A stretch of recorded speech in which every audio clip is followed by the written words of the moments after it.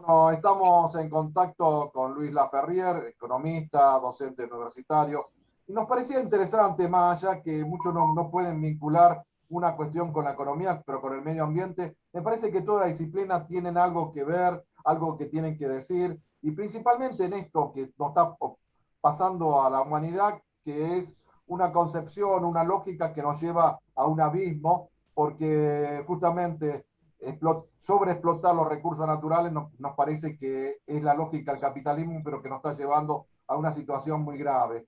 Y me parece que tenemos que empezar a valorar otras cuestiones que en la economía tradicional no se tienen en cuenta.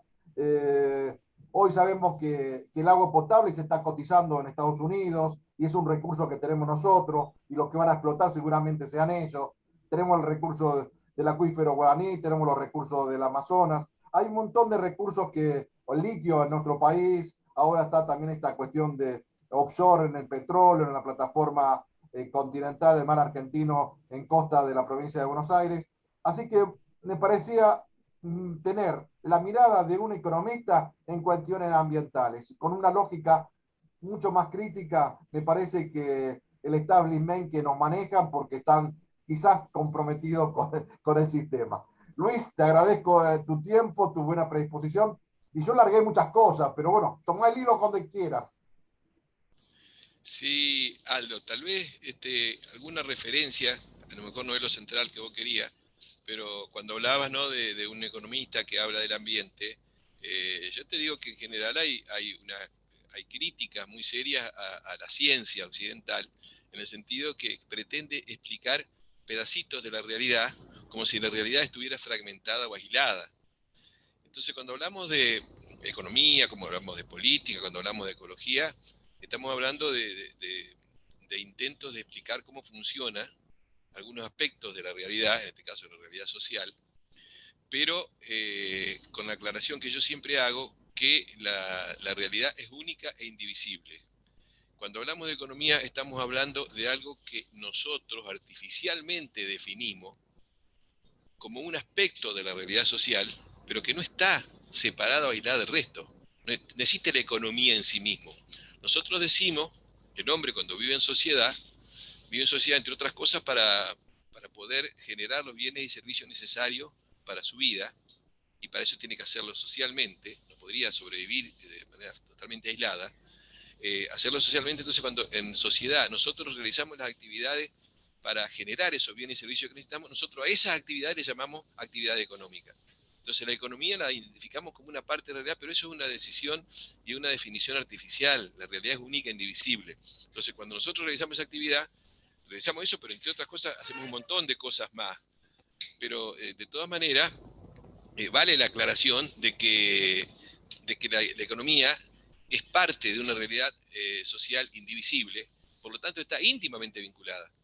Te, Es decir, te, aquellos que pretenden No, no, eh, te eh, agradezco esta mirada porque es una mirada holística, una mirada general. Lo que pasa es que la ciencia estamos acostumbrados a dividir, como vos bien decías, una disciplina de otra, ¿no? Pero esto está todo articulado. Estamos en relaciones humanas, justamente no se puede dividir esto, ¿no? Hay viejas concepciones que todavía también hasta en la ciencia nos imponen. claro, porque en realidad la historia y la secuencia, digamos, y el proceso histórico se da de otra manera, se dio de otra manera. Es decir, nosotros vivimos en sociedad porque efectivamente siempre tuvimos que vivir en comunidad para poder hacer frente a la lucha por la supervivencia. Y en esa vida en la comunidad desarrollamos un montón de actividades y establecemos relaciones. Después, para poder entender mejor esas relaciones, surgen los intentos de ese estudio en profundidad que se llama ciencia, que es cómo podemos explicar ciertos aspectos, pero ahí es donde empezamos mal, ¿no es cierto? Porque queremos aislar como que se puede explicar un aspecto particular separado del resto, y es una equivocación. Y nosotros vivimos en sociedad, decimos, por un montón de cosas, ¿no? Entre otras, por ejemplo, para generar los bienes y servicios que necesitamos para satisfacer nuestras necesidades de vivir, ¿no es cierto? Para eso realizamos actividades, pero también tenemos que convivir y tener pautas de convivencia, y tenemos formas de organización y formas de gobierno. Para eso nosotros hablamos de que existe, en todo caso, un orden político. Y también estamos basados en una serie de comportamientos, conductas y creencias que definen nuestra cultura y que va legitimando la forma de funcionamiento. Entonces estamos diciendo que existen distintos órdenes, de la misma sociedad, pero está visto desde esta perspectiva. Cuando nosotros veamos la sociedad desde la perspectiva de cómo estamos organizados para producir y distribuir lo que necesitamos, decimos, bueno, esa es la economía, pero lo decimos como un recorte artificial que hacemos nosotros y que, digamos, algunos creen que esto es equivocado. Hay otras formas de entenderla, ¿no es cierto? Y otra cosa, las formas de organizarse para producir, distribuir y para convivir varían, han variado a lo largo de la historia y hay distintas formas de organización. Nosotros vivimos una forma de organización que hoy se ha impuesto casi en todo el planeta, un orden social que se llama capitalista, que tiene una base económica, que es cómo nos organizamos económicamente para resolver el tema de cómo sabemos qué vamos a producir, qué vamos a consumir, cómo lo vamos a distribuir. Entonces, ese orden económico capitalista tiene una base económica que es, bueno, ¿cómo nos organizamos? ¿Cómo definimos eso? Bueno, existe la competencia. Cada uno que quiere producir algo y entrar en el mercado, y tiene que entrar, pero sabe que hay otros que van a hacer lo mismo, y hay que pelear por eso, ¿no? Y esa competencia es la que define como las reglas de juego, pone orden. Yo quiero participar, bueno, tomás, vos tenés capital, tenés que tener capital, ¿no es cierto?, para empezar, para producir, querés ser un agente económico, empresario, producir un bien o un servicio, bueno, entrá, pero eso sí, nadie te garantiza la supervivencia. Vos entrás y si sos competitivo y te ganás a los clientes, te van a comprar. Y si no, te lo van a hacer otro. Esa simple regla de juego define todo lo que va a suceder después en este orden social. ¿Por qué? Y bueno, porque si yo soy competitivo, va a andar bien, ¿no es cierto? Si yo produzco algo, voy a tener inclusive hasta después para emplear, para tener más producción y más venta y más clientes, todo lindo, ¿no es cierto? Pero si viene otro que me hace lo mismo y mejor y me quita los clientes, a mí me borra. Esa es la competencia, que puede entrar cualquiera. Entonces, ¿qué quiere decir que me borra? Y que pierdo todo. Es decir, y nadie me va a ayudar, obviamente. Es decir, que si hay alguien que es mejor que yo y me quita el mercado, que no va a venir la sociedad a decirme, bueno, te vamos a dar un... No, al contrario, te van a criticar, van a decir que es un inútil o un incapaz. Entonces, ¿qué pasa? Cualquiera que decide iniciar la actividad económica en este orden social sabe que esa es la regla del juego. Y la única forma de ser competitivo es tener que invertir para mostrar mejor cosas, ¿no es cierto? Para mostrar mejor calidad, ampliar escala y bajar costos. Es decir, alguien me tiene que comprar por alguna causa, ¿no es cierto? Y esa base de la inversión, ¿de dónde saco para invertir? Y lo saco, la única fuente genuina para invertir es la ganancia. Por lo tanto, el que entra en la actividad económica está obligado a competir, está obligado a invertir y necesita para eso ganar. Y así nosotros hemos naturalizado que obtener la ganancia es lo más importante para la supervivencia y el crecimiento y el desarrollo de cualquiera que intervenga en la actividad económica. Por lo tanto, nosotros hemos naturalizado, creo que es una de las grandes aberraciones de este sistema, y es que la prioridad absoluta de quienes intervienen en la actividad económica es obtener la máxima ganancia. ¿Qué quiere decir prioridad absoluta? Que no hay nada por encima de eso. Cualquier otra cosa se subordina a eso. No hay ningún objetivo. ¿Por qué? Y porque si yo no gano, no invierto. Si yo no invierto, no soy competitivo. Si no soy competitivo, me borran y desaparezco. Entonces, la máxima ganancia. Aunque para ganar tenga que hacer lo que sea. Aunque tenga que tomar decisiones que afecten el empleo, que afecten el bienestar social, que afecten el ambiente, la salud y la vida. No importa. Eso hace de que se convierta esto en una conducta que se transforma en una cultura y que va condicionando una forma de comportamiento de la sociedad. Y que nosotros hemos naturalizado, porque nosotros, cuando, digamos, en la enseñanza de la ciencia económica, de la administración, del management, del marketing, se parte de eso. ¿Cuál es el objetivo del quien interviene en la actividad económica? Y maximizar ganancia. Y eso, así te enseñan, ¿no es cierto? Maximizar ganancia significa que no hay nada más importante que eso. Esto es una. Y la otra gran aberración es que para producir, para generar bienes y servicios para satisfacer nuestras necesidades, nosotros nos valemos de los bienes que tenemos, los bienes comunes que nos da la naturaleza.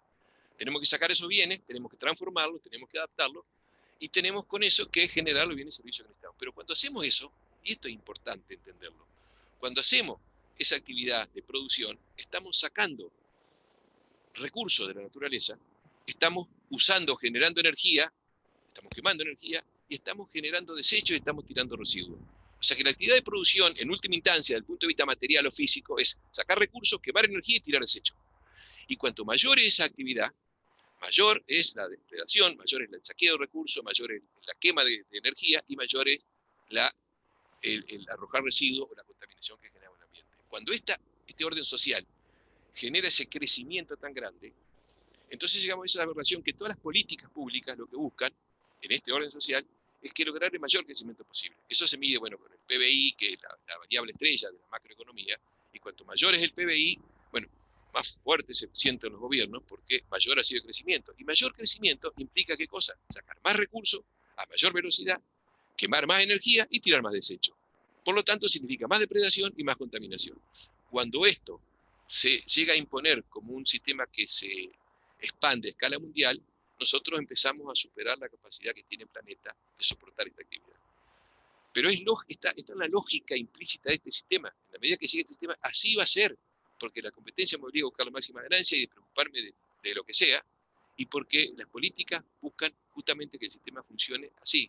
¿Cuándo una política pública es exitosa? En esencia, para este sistema. Cuando genera oportunidades rentables de negocio y cuando genera el mayor crecimiento posible. Ahora, ¿eso significa que mejoran las condiciones de vida de la gente? Para nada. Eso significa que estamos protegiendo el ambiente, que estamos... Para nada, porque eso no digamos, a nadie le interesa en los números de la macroeconomía convencional. Entonces digo, ¿por No qué está el esta sujeto a aclaración? la persona en el centro de la escena acá, digamos, lo que vive es la ganancia. Y creo que eso es una lógica realmente eh, muy desafortunada, por decirlo de alguna manera. Y además, teniendo en cuenta que cada vez las nuevas tecnologías o el avance de la ciencia va disminuyendo la cantidad de obreros y eso también, al tener menos cantidad de obreros o menos cantidad de gente que se necesita, hay mayor ganancia.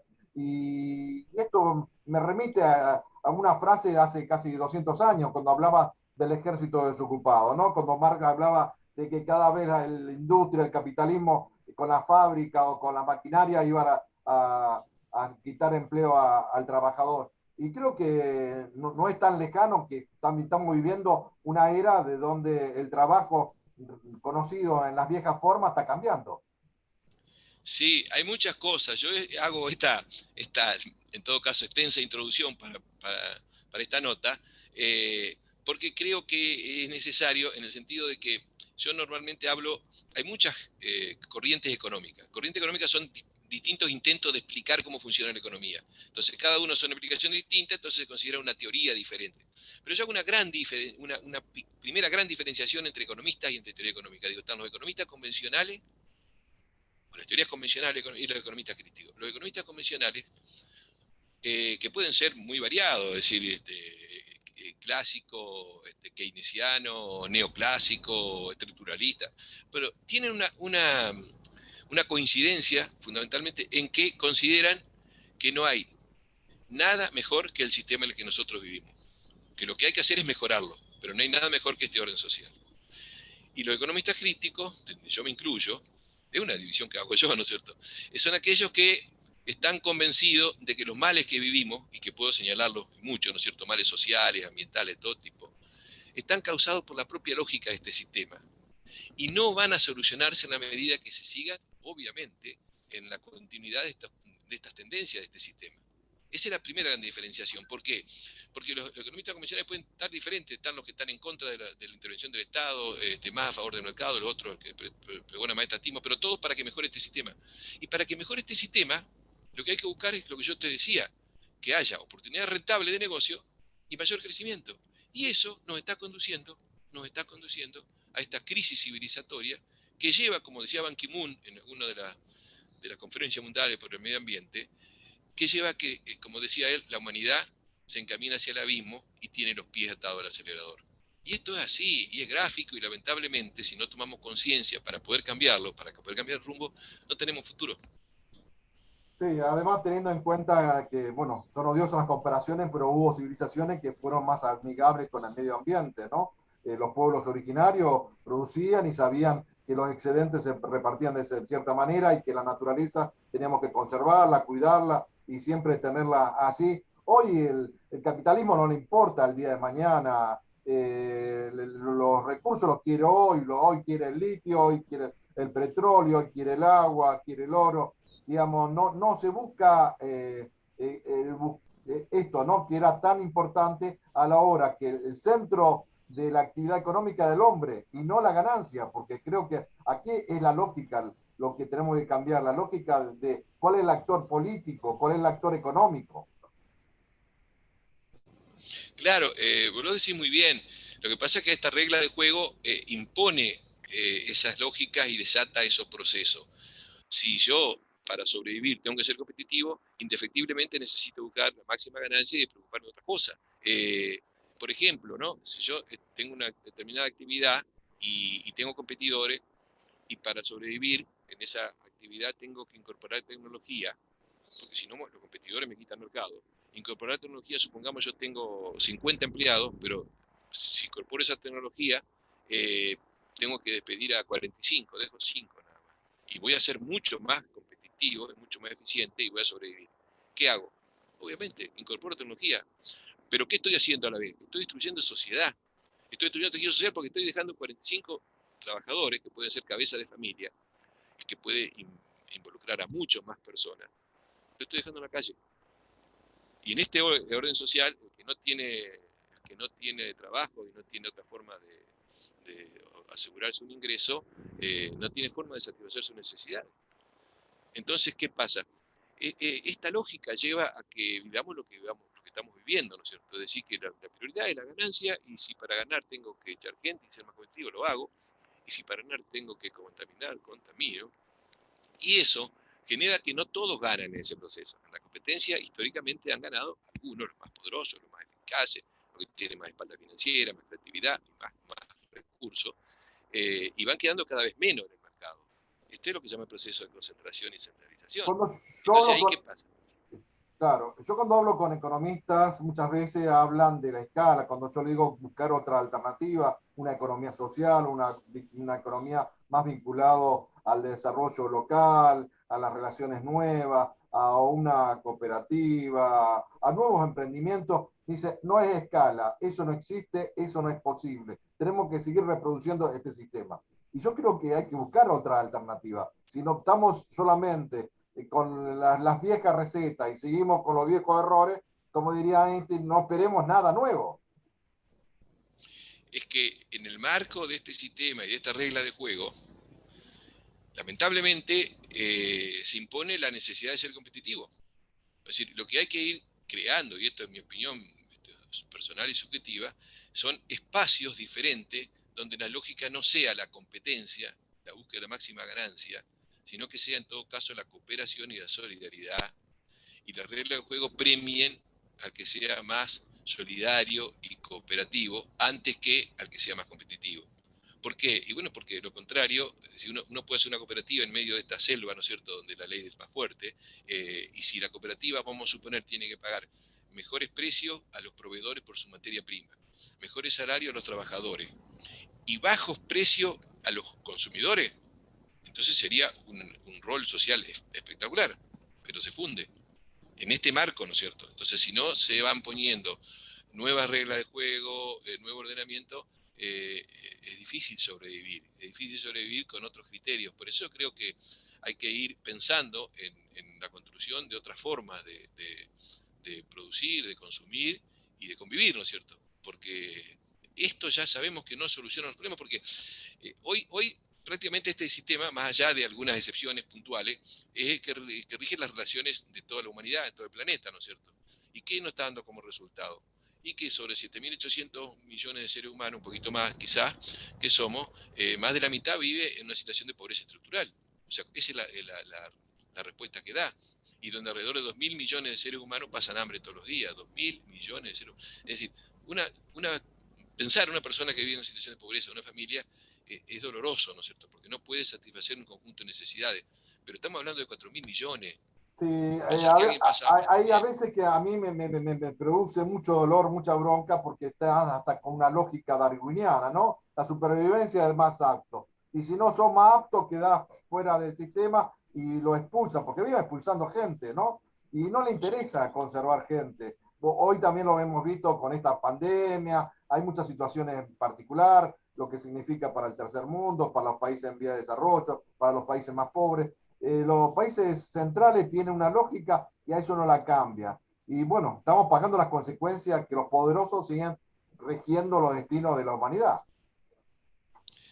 que claro, que esa lógica que yo te decía que llevaba en esa concentración, desde el punto de vista económico, también tiene su condimento político, porque el orden político, es decir, quienes gobiernan el Estado, que teóricamente deberían representar al conjunto de la sociedad, frente a ese poder tan grande, terminan condicionados y al servicio de esos poderosos, es decir, terminan convalidando y consolidando ese orden económico tan concentrado. Y desde todas las esferas de la cultura, ¿no es cierto?, de la educación, de la ciencia y de la tecnología, todo se va adecuando a los intereses de esos sectores económicos poderosos. Entonces lo que se desarrolla en la nueva tecnología no es para resolver los problemas de la gente, sino para buscar formas para potenciar y multiplicar la riqueza de los más poderosos. Es decir, hoy la ciencia y la tecnología está absolutamente condicionada por las estrategias de las grandes corporaciones internacionales, y los poderes públicos invierten en ciencia y técnica fundamentalmente para ser funcionales a este modelo y a esas corporaciones. O sea, es una cuestión integral, ¿no es cierto? Que hay que empezar a verla también desde el punto de vista integral para poder ir construyendo alternativas que son necesarias y urgentes, porque si no, no tenemos futuro.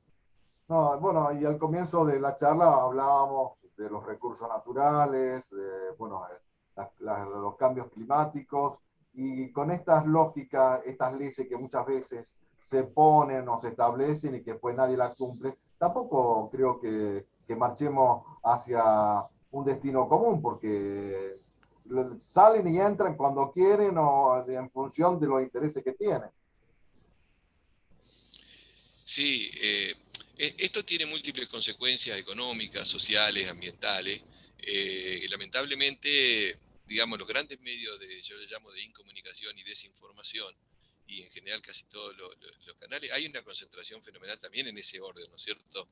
Y obvio que no van a permitir que se entienda, que se explique, que se debatan estos temas. Solamente van a dar lugar a las voces que están dentro, que no sacan los pies fuera del plato, o sea, los economistas convencionales, obvio, ¿no es cierto? Porque son parte de este juego, y la verdad que la concentración en los medios es fenomenal, fundamentalmente ahora a través, digamos, de lo que son las 5 grandes de las tecnológicas que manejan la comunicación. Bueno, tienen un control muy fuerte sobre lo que se dice o lo que no se dice, ¿no es cierto? Por eso, bueno, yo valoro tanto siempre los esfuerzos y la experiencia de esto, lo que vos estás haciendo, por ejemplo, que no lo conocía, pero digamos, son esfuerzos que van contra la corriente, pero que van a favor y en el sentido de construir otros mundos mejores, ¿no es cierto? Y eso es lo valorable, ¿viste? Obviamente que se hace siempre con condiciones adversas, porque obvio, es decir, ¿a quién van a financiar las empresas que financian la publicidad? Y algo que alguien que esté a favor de su lógica, el poder político lo mismo. Entonces uno tiene que empezar a caminar en una cornisa muy estrecha para poder sobrevivir, ¿no es cierto? Entonces lo más valioso que tenemos es lo que menos apoyo tiene. Y yo siempre destaco, ¿no es cierto?, que existen un montón de múltiples experiencias, pero cantidad impresionante de experiencias que muestran, creo que son señales del mundo que tenemos que construir entre todos, tanto en el orden económico como en el orden social, como en el orden comunicacional, ¿no es cierto? Y que eso nos están dando las señales de lo que tenemos que apoyar. Y cómo tenemos que lograr que haya interacción, red, que generemos espacios donde se potencien y se esfuercen todas digamos, esas actividades, porque eso es el futuro. Si nosotros tenemos futuro, va a pasar por acá, Aldo. Yo creo que hay dos elementos fundamentales, la solidaridad que vos lo dijiste y la empatía. Sufrir lo que sufre el otro, trabajar junto con el otro. Y bueno, en este mercado donde el egoísmo prima, estos dos valores que yo digo son realmente muy escasos. Pero hay mucha gente que todavía piensa que es posible, otro mundo es posible, que otra sociedad es posible y otro tipo de economía también es posible. Pero también para que la economía sea posible tiene que haber políticas, digamos, porque la política tiene que ser la que prime sobre las sociedades y no la economía sobre la política, que es lo que está pasando actualmente. Me parece que ese cambio de roles creo que es lo que tendríamos que marchar para que realmente podamos vivir todos en una sociedad distinta, en una sociedad inclusiva. No sé, esa es la reflexión que tengo. Vos podrás decir si estás de acuerdo. No, sí, Aldo, sí, es lo que trato, ¿no es cierto?, de comentar, ¿no?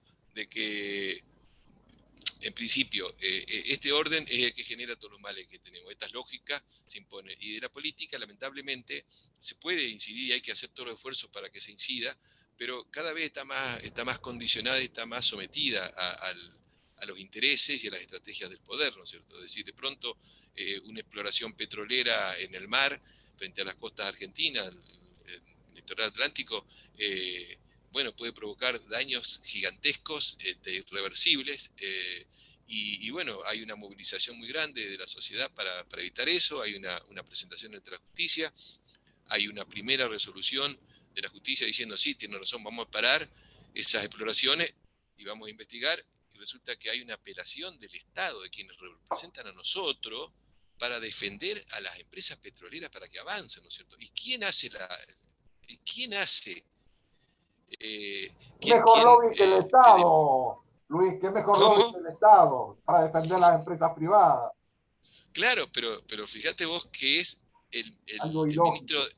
el ministro de Ambiente el que apela la decisión del juez para proteger el ambiente y defiende el interés de la petrolera y que ha logrado entonces que se levante esa restricción. Es una locura, ¿no es cierto? Pero ¿por qué decir? Porque el poder político queda sujeto por conveniencia, por comodidad, porque mejor quedar mejor con el que tiene el poder, y después tratar de, bueno, de engañar a los que necesito que me voten, ¿no es cierto? Esto es un juego de la democracia, es otro capítulo que no llevaría Mentir, mentir y seguramente. mentir, como en otra época se decía, que algo va a quedar como verdad.